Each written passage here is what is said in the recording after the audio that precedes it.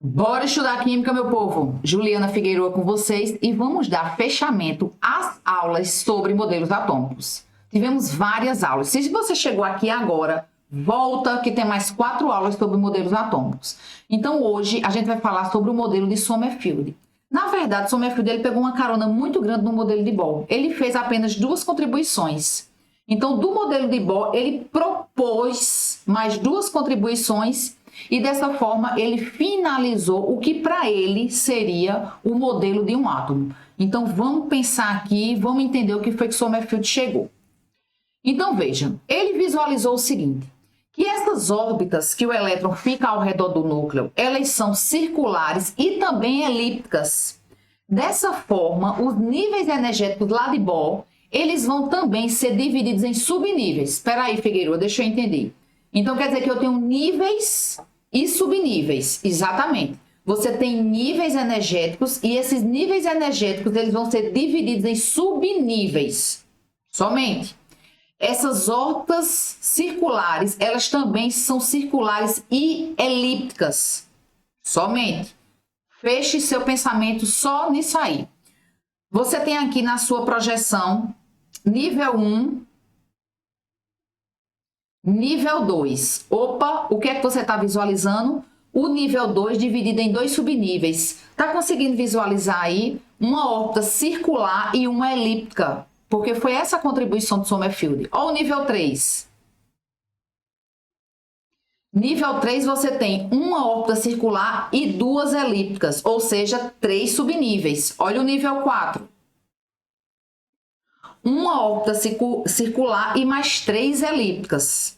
Então, se você parou para pensar, cada nível é dividido na mesma quantidade de subnível. Peraí, Figueiredo, deixa eu entender. Nível 1, um subnível. Nível 2, 2 subníveis. Nível 3, 3 subníveis. Nível 4, 4 subníveis. E assim sucessivamente. Então, não tem nem como você se confundir. Porque o número do nível vai lhe indicar a quantidade de subníveis, somente. Então, essa é a grande contribuição de Sommerfeld. Dizer que os níveis também são divididos em subníveis e que essas órbitas são circulares e elípticas, porque, segundo Bohr, as órbitas, o trajeto do elétron era apenas circular. Vamos embora. Então, após esse incremento que Sommerfeld deu aos modelos atômicos, a gente teve aliás, a gente não teve, né? A ciência nunca parou. Então, a gente tem uma ciência fervorosa, fervendo no século XIX e início do século XX. Então, para a gente fechar esse estudo do que seria o modelo atômico, para a gente dar o pontapé inicial aí nesse estudo da química básica, tiveram alguns camaradas que deram mais algumas contribuições, principalmente, gente, a física quântica. Então, essa galera que estava estudando a física quântica teve uma grande participação no que foi a evolução dos modelos atômicos, tá? Então, assim, não é interessante a gente entender todo o estudo dessa galera, mas a gente ter consciência que tiveram pessoas, cientistas, que deram grandes contribuições para o que é o modelo atômico atual. Tá? Então, o modelo atômico atual, a gente vai pegar esse modelo de Sommerfeld e vai acrescentar a ele só mais algumas coisas que foram descobertas basicamente na mesma época que Sommerfeld lança o modelo atômico dele. Então, a gente tem esse camarada aqui, de Broglie ou de Broglie, tanto faz aí a sua pronúncia, eu não sei, eu pronuncio desse jeito. Então, temos o princípio da dualidade da matéria. Ó, dualidade, você já vai pensar em 2. Então, para esse rapazinho aí, o elétron, ele vai se comportar como matéria, como um corpo minúsculo, mas também como uma onda eletromagnética. Eita, Figueiredo, agora complicou. Se acalma. O elétron, ele tem uma massa praticamente insignificante, mas não é insignificante. A questão é tanta, gente, que a gente teve que ter a física quântica, o estudo da física quântica para ter um incremento para a evolução dos modelos atômicos, porque é um corpo muito pequeno e é um corpo dotado de movimento, não é um corpo estagnado, é um corpo em movimento. Então, para esse rapaz, de Broglie, O elétron, ele tem um comportamento duo. Ora se comporta como matéria, partícula, ora se comporta como uma onda eletromagnética. Lembrando que onda eletromagnética ela vai ser definida através de uma frequência e um comprimento de onda. Fechou? Temos também um coleguinha aqui, Heisenberg. Não temos como determinar velocidade e posição do elétron ao mesmo tempo. Então, Heisenberg, ele conseguiu através de cálculos matemáticos, provar que não tem como você localizar um elétron. Porque se você vai determinar essa velocidade, você não tem condição de saber a posição. Se você vai determinar a posição, você não tem como saber a velocidade do elétron. Então, vamos embora. E temos o importantíssimo Schrödinger, onde ele vai lançar cálculos matemáticos monstruosos, onde ele vai determinar equações de função de onda. Para quê, Figueroa? Para a gente ter uma probabilidade de encontrar o elétron. Então, ele lança agora para a gente um negócio chamado orbital. Não é órbita. Órbita é o movimento do elétron. Orbital. Então, orbital é a região na eletrosfera. Lembre-se que a eletrosfera é imensa, né? Quando comparada ao núcleo. É a maior probabilidade para se encontrar um elétron. Então, é a região do espaço da eletrosfera de maior probabilidade de se encontrar o elétron.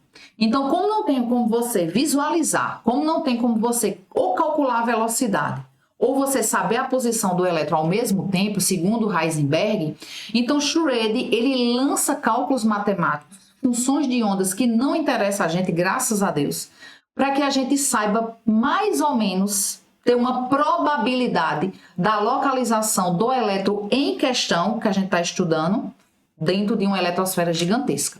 E para isso, gente, ele chama de números quânticos, que é o que a gente vai visualizar na aula de hoje. Números quânticos.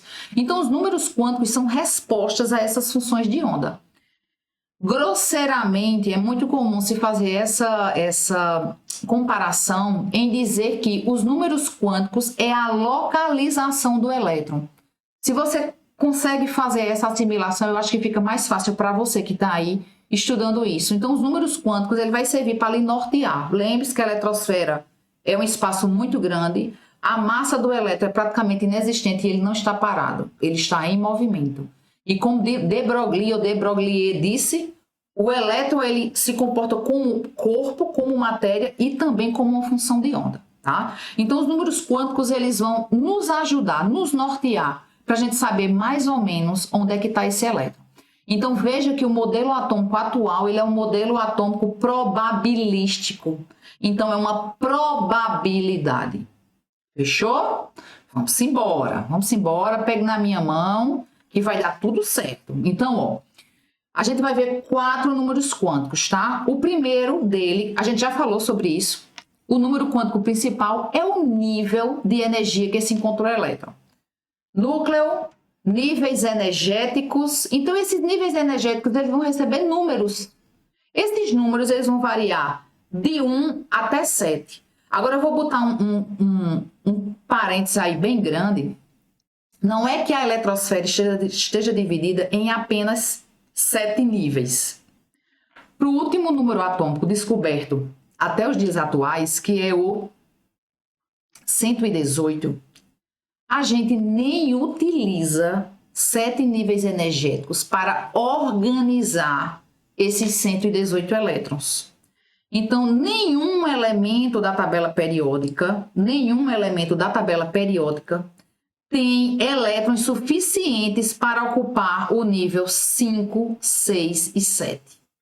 Então, Bohr divide a eletrosfera em 7 níveis, mas não há ainda hoje um elemento químico com tantos elétrons que vai precisar ocupar tantos níveis energéticos. Pense em níveis energéticos como uma organização do elétron, tá? O elétron é bem pequenininho, em movimento. A eletrosfera é muito grande em relação ao próprio elétron. Então, essa eletrosfera está dividida em níveis energéticos. Níveis energéticos. E a gente vai utilizar os números inteiros de 1 até 7. Lembrando que amanhã ou depois isso pode mudar, mas para o que a gente tem agora na tabela periódica, a gente não necessita nem de tantos níveis energéticos para organizar os elétrons, tá? Então, N de número quântico principal, ele vai indicar o nível onde o elétron está. 7 níveis, nível 1 está próximo do núcleo, nível 5, 6, 7 está mais longe do núcleo. Então, a gente começa de 1 sucessivamente. 1 é o que está próximo ao núcleo. Beleza? O número máximo que cada nível suporta de elétrons é igual a 2 vezes n ao quadrado, onde n vai ser exatamente quem? O número quântico principal. É muito organizada essa eletrosfera, viu? Essa eletrosfera está super dividida e organizada. Então, vamos fechar o pensamento. Número quântico principal, n, vai variar de 1 até 7. Até 7. Fechou? Vamos embora. Número quântico secundário. Número quântico secundário, ele vai indicar exatamente aquela descoberta lá de Sommerfeld, o subnível. Lembrando que os níveis, as camadas, estão subdivididas. Então, o número quântico secundário, ele vai indicar exatamente o subnível. Ó, tá vendo que a gente está afunilando? A gente está afunilando dentro da eletrosfera onde eu posso, talvez, encontrar esse elétron. Então, dentro da eletrosfera, eu já estou dividindo em níveis. Esses níveis agora eu estou dividindo em subníveis. Então, veja que você está afunilando essa posição do elétron. Então, o número quântico secundário ou azimutal, ele é representado pela letra L minúsculo. Então, ele vai indicar exatamente o subnível. Ele vai indicar o subnível, tá? Então, os subníveis, para não confundir com os níveis, eles vão variar de 0 até n-1. Os níveis não começam a partir de 1, 1, 2, 3, 4, 5, 6, 7. Os subníveis, eles vão começar de 0, exatamente para você não se confundir. 0, 1, 2, 3, 4, 5, sucessivamente. O que é que acontece? Os subníveis, eles são muito representados, muito mais ainda por letras do que por números, tá? Então, tanto faz você dizer subnível 0 ou subnível S. Subnível P ou subnível 1. Subnível D ou subnível 2. Subnível F ou subnível 3. Então, tanto faz L de subníveis, de número quântico azimutal, número quântico secundário, ser representado por letras ou por números. Coloque na sua cabecinha que número quântico principal vai de 1 até 7. E o número quântico secundário, este azimutal, ele vai de 0 até infinito, né? No caso seria até 7. Mas a gente vai dizer infinito porque, lembre-se, o último elemento encontrado até hoje, que tem número atômico 118, não se utiliza 7 níveis e também não vão se utilizar 7 subníveis, restringe mais ainda.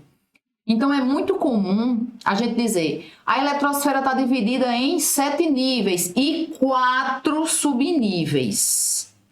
Lembre-se, para o número atômico atual, sim, eu nem ocupo 7 níveis e eu só preciso de 4 subníveis. Por isso que é muito comum a gente memorizar SPDF.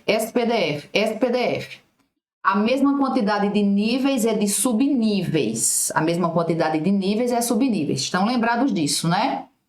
Então, para a gente fechar o nosso pensamento, 7 níveis, 4 subníveis. SPDF. 0, 1, 2, 3. Beleza? O que você realmente precisa lembrar é a quantidade máxima de elétrons para cada subnível. Isso sim, você não pode esquecer. Tenho certeza que você está se lembrando das suas aulas. S2, não é isso? P6, D10, F14. Ô, Figueiredo, aí depois de F é G. Cadê G?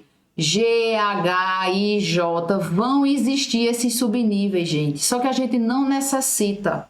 Porque o último elemento encontrado até hoje, o número 118, não se utiliza mais do que 4 subníveis. E nem se utiliza 7 níveis. Eu vou sempre repetir isso para você não esquecer. Fechou? E lembre-se que a mesma quantidade de nível é a de subnível. Um nível, um subnível. Nível 2, 2 subnível. Nível 3, 3 subníveis. E Figueiredo, não entendi ainda não. Entendeu? Nível 1, eu só vou ter um subnível. Nível 2, eu vou ter 2 subníveis. Vai ser o S e vai ser o P. Nível 3, 3 subníveis. Eu vou ter S, eu vou ter P e eu vou ter D. E assim sucessivamente. Lembre-se que esses numerozinhos, S só suporta 2 elétrons, P só suporta 6 e D só suporta 10, esses números você tem que memorizar. É a quantidade máxima de elétron para cada subnível. Fechou? Vamos embora. Tá vendo aí que não vai doer? Fácil, fácil. Número quântico magnético. Tá já acabando. Esse é o terceiro número quântico. Esse número quântico, o ml, tá? Número quântico magnético é representado por ml. Ele vai ter números associados referente a subníveis. Eita, que eu não entendi nada. Se acalma. Vamos lá. O número quântico magnético, ele vai ser associado à orientação dos orbitais. Olha Schrödinger entrando aí. O que foi que Schrödinger disse que contribuiu para o modelo atômico atual? Que existe uma região na eletrosfera de maior probabilidade para eu encontrar este elétron. E esta região é denominada de orbital. Então, uma região geométrica dentro da eletrosfera de maior probabilidade de você encontrar o seu elétron, tá? Então, em cada subnível que vocês estudaram, S, P, D e F, eles vão ter regiões diferentes para se encontrar esse elétron. Como é que eu vou entender isso? Vamos lá. Olha, o número quântico magnético, ele está se referindo a orbitais, tá? Então, quais são os valores que eles vão assumir? São valores inteiros, como você está vendo até agora, e ele vai variar de menos L a mais L. Ô Figueiredo, mais L é o número quântico secundário, é o subnível. Exatamente. L é subnível. E a gente visualizou que L vai variar de quê? Começa a partir do 0, né? Para não confundir com 1 lá do nível. 0, 1, 2, 3 e assim sucessivamente. Que é exatamente S, P, D e F. Tá vendo aí? Que vai chegando, tudo vai se encaixando. Por isso que eu gosto de estar me repetindo aqui. Então, vamos lá. O subnível S é igual a quem, gente? É igual a 0. Então, não tem como você variar de menos 0 para mais 0. Então, ml, o número quântico magnético, vai ser igual a 0, só. Quando você está no subnível P, o que é que acontece? Quem é P? P não é 1. Então, o número quântico magnético, ele vai variar de menos 1 até mais 1. Espera aí que eu não estou entendendo. O número quântico magnético, ele vai dar a orientação dos orbitais. Então, vamos lá. Então, quer dizer que S, Figueiredo, só vai ter um orbital. Exatamente. E esses orbitais, gente, a gente convém desenhá-los através dessas caixinhas. Eu não coloquei para vocês as imagens dos orbitais, que é para não confundir, porque essa parte de números quânticos, ela não é uma coisa que desce bem assim. O aluno ele fica um pouco receioso. Então, vamos deixar essa forma geométrica de verdade do orbital para outras aulas, porque isso não importa. O que importa é você saber o que é o orbital, a quantidade de orbitais que tem para cada subnível e os represente através de caixinhas. Só. Fechou? Mas isso é uma representação didática, porque os orbitais eles não têm formas geométricas de caixinhas. S, P, D e F vai ter orbitais com formas geométricas diferentes. O que é que eu quero que você aprenda? Eu quero que você aprenda que P, o subnível P, ele vai ter 3 orbitais. E os 3 orbitais, eles têm números diferentes, que é exatamente o número quântico magnético. Vai ser quem, galera? De -1 até +1. -1, 0 ou +1. Ou seja, o elétron pode estar neste orbital, no -1, pode estar neste orbital, no orbital 0, ou pode estar no orbital +1. Tá vendo que você está afunilando? Então, você pegou um nível, pegou um subnível, e dentro do subnível você está pegando uma região que é o orbital. Veja que você está afunilando essa posição do elétron. D, quem é D? D não é igual a 2, não é isso? L igual a 2, então vai variar de quê? De -2 até +2. Quem é F? F é 3. Ó tua cola aqui em cima, para tu não estar viajando. Então, quem é F? F é igual a 3, então vai variar de -3 até +3. Se você está contando aí, você está visualizando que a quantidade de orbitais é diferente para cada subnível. Exatamente. Ó, foi que a gente visualizou. S suporta até quantos elétrons? 2. Então, esses 2 elétrons eles estarão dentro de um orbital. P contém quantos orbitais, suporta quantos elétrons? Até no máximo 6. Até no máximo 6. Então, para 6 elétrons, eu vou precisar de 3 orbitais. D suporta quanto? Até 10 elétrons. Para eu organizar 10 elétrons, eu preciso de 5 orbitais. F suporta quantos elétrons no máximo? 14. Então, eu vou precisar de 7 orbitais. Se você já sacou, você está aí fazendo uma conta e você já chegou à dedução que cada orbital suporta até no máximo 2 elétrons. Cada orbital, cada região dentro da eletrosfera só vai suportar até no máximo 2 elétrons. Fechou? Tá aí aqui, ó, a observação para vocês. Mas você tá aí maquinando e eu tenho certeza que você já tem chegado a essa dedução. Vamos para o último número quântico, que é o número quântico de spin. Ele vai ser representado pela letra S minúsculo ou MS, mas é mais comum a gente representar por S, tá? Dos números quânticos é o mais fácil, porque ele só vai assumir 2 números, e esse número não vai ser inteiro. Ou ele assume o número -1, -1/2, ou assume o número +1/2. Spin é a rotação do elétron em torno do seu próprio eixo. Ele está girando ao redor do núcleo e ele também está fazendo um movimento de rotação em torno do seu próprio eixo. Porque eu tenho certeza que alguém está aí, tem alguma coisa que não está certa. Como é que elétrons conseguem ficar na mesma região se a carga é igual? Então, a tendência é eles se afastarem. O que é que vai acontecer? Esse movimento, por isso que o spin é um positivo e um negativo, é só para indicar que esses movimentos rotacionais eles são opostos. Então, uma carga elétrica, que é o elétron, quando ele faz esse movimento rotacional oposto, ele cria um campo eletromagnético. Então, ele não consegue se afastar, mas ele também não consegue se atrair. Eles conseguem permanecer de boa na mesma região. Por isso que esses spins eles precisam ser contrários. Então, vamos lá para fechar a nossa questão de números quânticos. Dentro de um orbital que eu vou representar através de caixinhas, eu só vou ter no máximo 2 elétrons.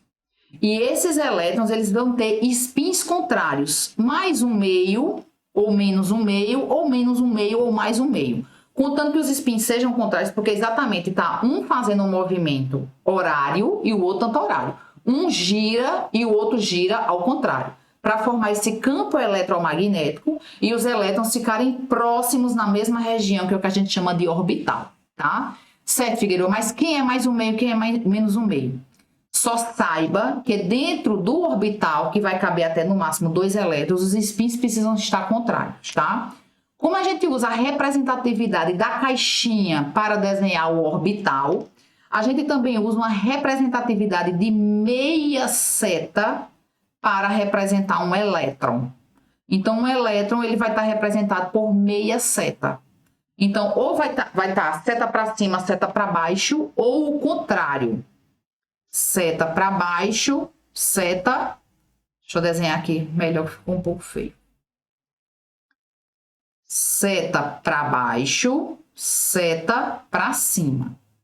Então, quer dizer que a seta para baixo é menos 1/2 e a seta para cima é mais 1/2. Não necessariamente. O elaborador da questão, ele lhe dá essa informação. Adote o primeiro spin como spin mais 1/2. Adote o primeiro spin como spin menos 1/2. Geralmente, o primeiro elétron, quando a gente vai colocar elétrons dentro dos orbitais, a gente convém colocar a seta para cima e associar ela mais 1/2. Mas isso não quer dizer que sempre será assim. O que você tem que focar é que cada orbital só suporta até 2 elétrons e que esses elétrons precisam ser spins contrários. E a representatividade gráfica é você desenhar setas. Beleza? No estado fundamental, pode ser que tenha alguém aí sem entender. No estado fundamental, significa dizer que esse átomo ele não perdeu nem ganhou elétrons. Então, ele não tem cargas. Não perdeu nem ganhou elétrons. O número de prótons é igualzinho ao número de elétrons, tá? Não é um íon, não é um cátion ou um ânion, é um átomo. Átomo no estado fundamental nem perdeu nem ganhou elétrons. Fechou? E para a gente finalizar, a regra de Hund, que foi outro rapaz que deu uma contribuição também para essa questão aí de números quânticos, é só para você saber como representar os elétrons dentro dos orbitais. A gente vai ter uma segunda aula, aliás, uma continuação dessa aula, que é a parte de distribuição eletrônica. Aí lá a gente vai treinar mais essa parte de elétrons dentro de orbitais, tá? E a gente vai ver distribuição eletrônica, a gente vai ver tudo isso. Então, como eu já falei para vocês, cada orbital ele vai suportar o quê? 2 elétrons. 2 elétrons. Então, como é que eu coloco esses elétrons dentro dos orbitais? Vamos lá. Veja se você entendeu aqui. Eu representei aqui NP4. Se acalme. N é quem? Nível. É o número quântico principal. Pode ser 1, 2, 3, 4, 5. Esse P, ele é quem? P é o número quântico secundário, é o subnível. E este 4 está indicando que ele tem o quê? 4 elétrons. Aí eu peço para você, como eu poderia representar esses 4 elétrons dentro dos orbitais? Você já memorizou e sabe que S só tem um orbital, P tem 3... D tem 5 e F tem 7. Não pode esquecer destes números. Estes números vocês, primeiro é D. Estes números vocês não podem esquecer. Lembre-se que cada orbital só cabe, no máximo, 2 elétrons. Então, P vai ser representado exatamente por 3 orbitais, como vocês estão visualizando aqui. Então, 4 orbitais, Figueroa. Como é que eu coloco 4 orbitais? Como é que eu coloco 3 elétrons, desculpe, 4 elétrons em 3 orbitais? P4. 4 elétrons em 3 orbitais. Segundo a regra de Hund, você semi-preenche cada orbital, ou seja, em cada orbital você só bota 1. Tanto faz seta para cima quanto seta para baixo. Vou colocar a seta para cima. 1, 2, 3. 4, não são 4 elétrons? Aí você volta para o outro orbital, para o início. Essa seria uma representação de você colocar 4 elétrons no subnível P. Primeiro você semi-preenche, depois você volta preenchendo.